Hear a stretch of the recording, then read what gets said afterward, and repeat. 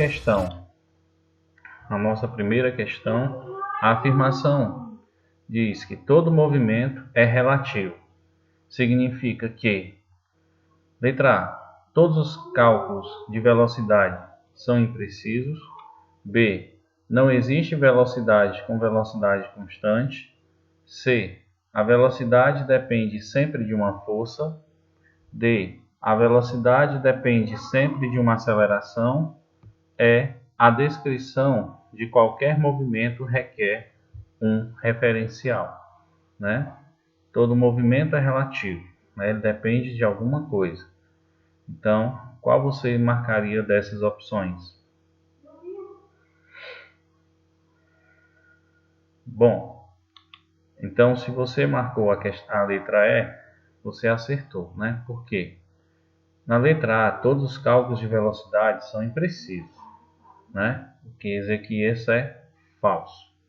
Os cálculos são vistos empiricamente em rigor matemático.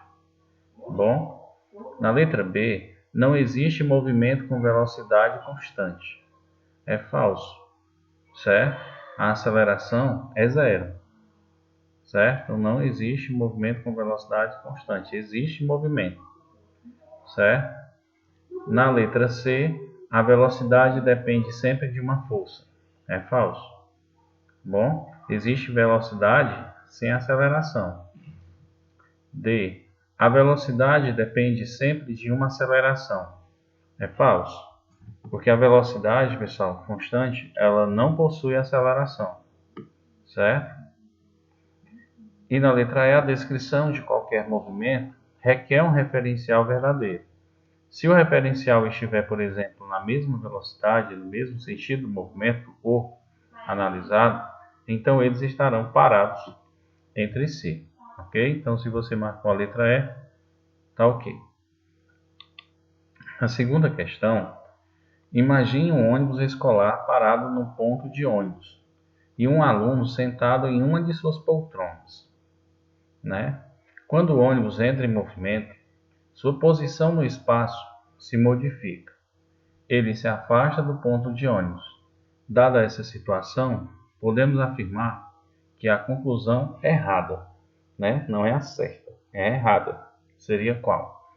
O aluno que está sentado na poltrona acompanha o ônibus, portanto, também se afasta do ponto de ônibus. Então, é verdadeira, né? À medida que ele está sentado, ele está em repouso em relação ao ônibus. Então, ele se afasta, né, do ponto referencial, seria onde ele está parado. B, podemos dizer que um corpo está em movimento em relação a um referencial, quando a sua posição muda em relação a esse referencial, né? Então também está correto, né? Se você ler lá na definição de referencial, você vai ver, né, que o movimento em relação a ele depende de um referencial. Na C, o aluno está parado em relação ao ônibus e em movimento em relação ao ponto de ônibus, se o referencial for o próprio ônibus. Opa, me deixa aí uma pouca de dúvida, né? Na D, nesse exemplo, o referencial adotado é o ônibus, né? Então, o referencial adotado é o ponto do ônibus, né? Para dizer que um corpo está parado ou em movimento, precisamos relacioná-lo a um ponto ou um conjunto de pontos de referência. Então, para isso, pessoal, temos que entender o que? Movimento e repouso, sempre é necessário adotar um referencial. Temos uma situação problema, onde o ônibus, ao se movimentar, também se movimenta em relação ao ponto de ônibus, pois sua posição em relação a ele se altera. Por outro lado, o garoto em relação ao ônibus está em repouso. Ele simplesmente está sentado lá e sua posição não muda no instante considerado. Então, nós observamos que na letra A é verdadeira a indagação dele, né? O aluno está sentado lá e sua posição em relação ao ponto ônibus se altera. Então, é uma situação verdadeira. em relação ao ponto referencial, onde está a localização do ônibus. Na B, ela se torna verdadeira porque nós não estamos em movimento em relação à Terra, mas em relação ao Sol, porque nós, em relação à Terra, nós estamos em repouso, mas em relação ao Sol, não, porque a Terra gira em torno do Sol, ok? No eixo, pois a nossa posição em relação ela vai alterar pelo processo de translação. A C, o aluno não está em movimento em relação ao ônibus, beleza, aí está certo. Sua posição em relação a ele não se altera. Agora, a posição, sim, se altera. Por outro lado, como havíamos mencionado, ele está em movimento em relação ao ponto de ônibus e não ao ônibus. Então, essa questão está errada. Né? D. O aluno está em repouso em relação ao ônibus, de fato, né? Mas sua posição em relação ao ponto de ônibus se altera, né? No caso, em relação a essa posição do ônibus não se altera. Então a questão está errada. E na letra E, sim, né? É importante o conceito, especialmente nessa área da cinemática, né? Porque o movimento e repouso são relativos, e dependem do referencial adotado. Tá bom? Então ela também está correta. Então as incorretas aí, nós temos a C e a D. A nossa terceira questão retrata sobre a relação de um avião que voa horizontalmente com velocidade constante, a trajetória das bombas por ela abandonadas. Bom, o avião está voando horizontalmente. Então, deixa eu colocar aqui só para a gente identificar a posição, não é? De localização. Então, ele vai se movimentando numa direção horizontal, com velocidade constante. A velocidade constante é aquela velocidade em que ela não se altera, né? Ele está a uma velocidade de 600 km por hora, ele vai do ponto de partida até o ponto de destino a essa velocidade de 600 km por hora. Então, é uma velocidade constante, certo? A trajetória da bomba por ele abandonada. Bom, essa em relação ao avião, né? Que está em relação ao avião, né? A pessoa está nesse ponto, né, do avião. Observa a trajetória dessa bomba que foi abandonada. Será que essa bomba foi abandonada em uma linha inclinada, formando um arco de parábola de concavidade para baixo, uma reta vertical, uma parábola de concavidade para cima, um arco de circunferência, né? Então, assim, para a pessoa que está dentro do avião, ela está em repouso, né, em relação ao avião e vai observar que essa bomba saiu em direção ao solo, né, em uma reta vertical, certo? Então, ele vai perceber que ele saiu em uma reta vertical. Então, no caso aqui, ó, pela lógica, né, nós temos aqui essa situação que representa, né, com relação ao observador que estava dentro do avião. Ok? A partir desse momento em que a bomba começa a cair, ela realiza, em relação ao solo, um movimento que possui duas componentes, né, que é a velocidade de queda, né, que é equivalente à velocidade do avião, que é o primeiro momento, no sentido horizontal, né, e a velocidade vertical, que é a queda livre da bomba, né? Aí você observa que essa trajetória em relação ao solo seria, portanto, uma meia parábola. Mas para o observador que está no avião, a gente sabe que ele vê cair em linha reta. Então devemos lembrar que movimento e repouso são conceitos relativos, né? Depende do referencial adotado, no caso aí a pessoa que está dentro do avião. Então o avião viaja com a mesma velocidade horizontal com que a bomba viaja, né? No entanto, a relação entre a bomba, ela só realiza o movimento de queda livre na vertical. E assim verá cair essa bomba em linha reta. Ok? A nossa quarta questão, ela já muda né, o sentido do contexto. Um avião voando em linha reta, com velocidade constante em relação ao solo, abandona uma bomba. Se a resistência do ar sobre ela puder ser desprezada, a trajetória dessa bomba será em forma de uma... Pronto. Aí nós temos aqui, na letra A, parábola para um observador que estiver no avião. Claro que não, né? Para o observador que está no avião vai ver cair em linha reta. Letra B, linha reta vertical para um observador que estiver fixo no solo. Para o observador que está no solo não vai ver o caminho cair em linha reta, e sim para o observador que está no avião. Então a letra B também está errada. A C, linha reta horizontal para um observador que estiver no avião. Jamais. Claro que a velocidade da bomba, né, se o avião está a uma velocidade x e a bomba, ao ser lançada, ela estará na mesma velocidade que o avião, no ponto de partida, né?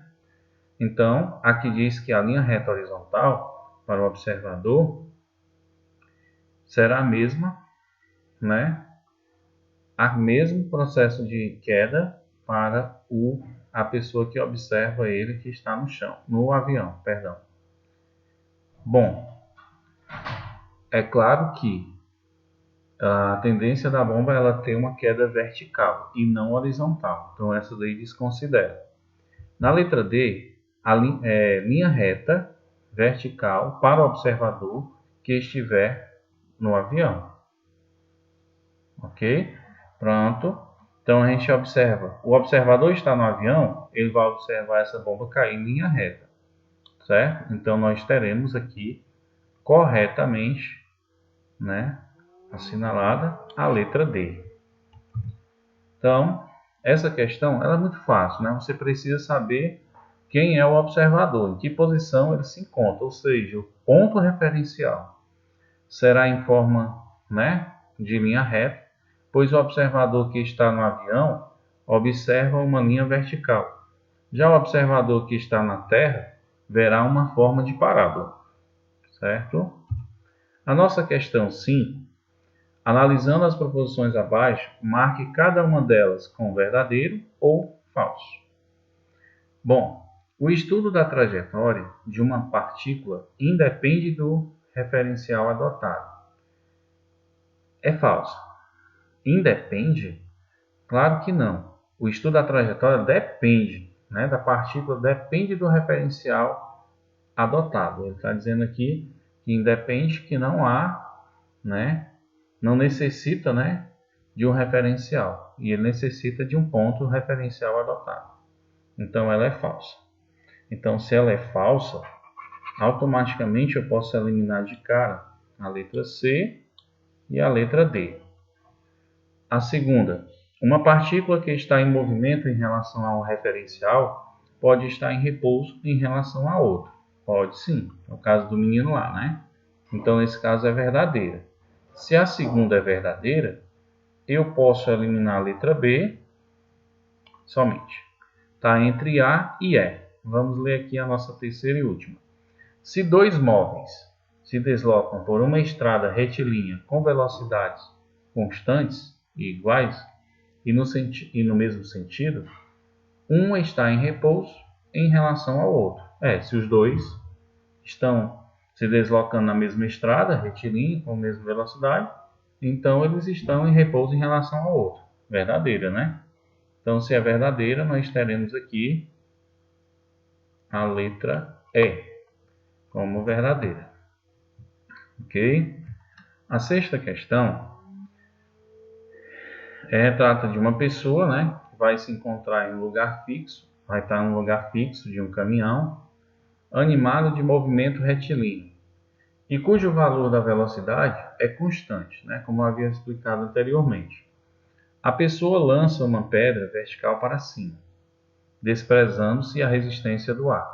Pode-se afirmar que, pronto, essa pessoa vai no caminhão, tá com uma bolinha lá, com uma pedrinha e tal, de repente ele lança para cima, né? Vai ser lançado para cima. Desprezando a resistência do ar, o que acontece?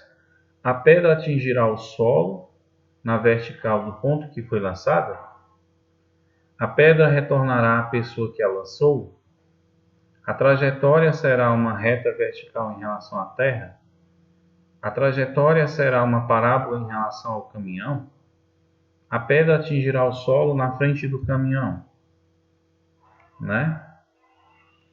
O que vocês acham? Então, vamos aqui. A pedra, gente, ela vai retornar para a pessoa que lançou, né? Desprezando a resistência do ar. Então, ela vai retornar. A pedra, ao ser lançada para o ar, estava desenvolvendo a mesma velocidade horizontal constante que o caminhão. A partir do momento em que ela é lançada, a pedra passa a ter duas componentes de velocidade. Uma componente horizontal, constante equivalente à do caminhão, e outra componente vertical que varia em função da ação da gravidade. Dessa forma, podemos afirmar que em relação ao caminhão, a pedra só se movimenta na direção vertical. Assim, quando ela retornar ao solo, ela irá cair no caminhão. Então, qual é a alternativa, né, que vocês já viram? A pedra atingirá o solo na vertical do ponto que foi lançada. Claro que não. A pedra retornará à pessoa que a lançou, né? A trajetória será uma parábola em relação ao caminhão, né? Então, retornando, ela vai retornar à pessoa, desprezando a força da resistência do ar, certo? Então, você tem aí as duas variantes, como foi explicado, né? Nós temos aqui a variante horizontal, que é a constante equivalente do caminhão, e a variante vertical, que é a forma com que essa pedra ela vai cair, né? Ela já vai perder força, ela vai cair, ok? A partir do momento em que ela vai ser lançada, ela vai ter essas duas reações. Então, ela vai retornar para a pessoa que lançou, ok? Então, nós teremos aqui, ó, a pedra retornará para a pessoa que a lançou. Então, nós temos aqui a letra B, ok? B de bola. Nessa nossa sétima questão, trata o seguinte: de uma aeronave que voa horizontalmente, com velocidade constante, uma bomba é abandonada em queda livre, desprezando-se o efeito do ar.